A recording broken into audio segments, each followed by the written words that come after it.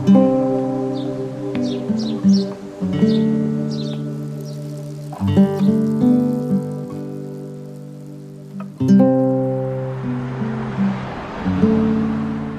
name is Riddle, and I attend Indiana University, Bloomington. I first was hurt the summer before my junior year of high school, so it's been about 4 years now. Doctors thought I just had a small fracture in my leg, so they treated it as if it was a fracture. I was put in a boot for 6 weeks and started physical therapy. That didn't work, and I started having problems where I couldn't use the leg or foot. My life changed drastically once I was diagnosed with RSD. I went from being an athlete to a point where I was in a wheelchair part-time. RSD is a disorder in which there's a mixed signal somewhere between your nerves and your spinal cord and your brain that doesn't allow your body to not know that it's not in pain. So there's a constant pain signal.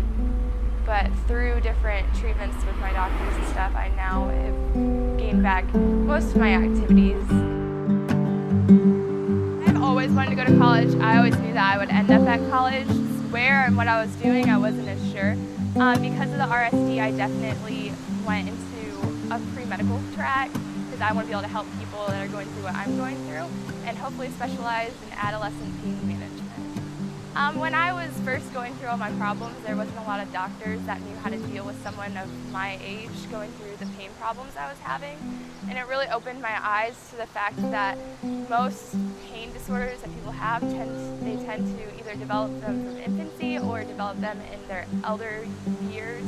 So there wasn't a lot of people that knew how to deal with what I was going through, and I wanted to be able to help kids in the future with what I went through so they wouldn't have the same experiences. My first year, I've met a lot of great people. My 2 roommates that I have now, they're probably the best friends I've ever had. They've been with me through everything, and they support me no matter what.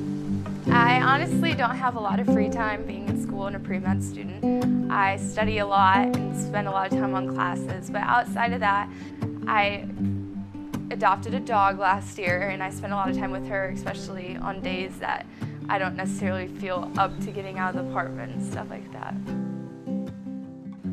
I mean, it's definitely worth it. It was either live a life of not being active and staying in bed all day and hardly leaving the house, or going out and trying to fight through it and, try to deal with it. And, there's days that sometimes I wonder if I should just, go back home, but then there's other times that I'm really glad that I've tried to not let it control my life.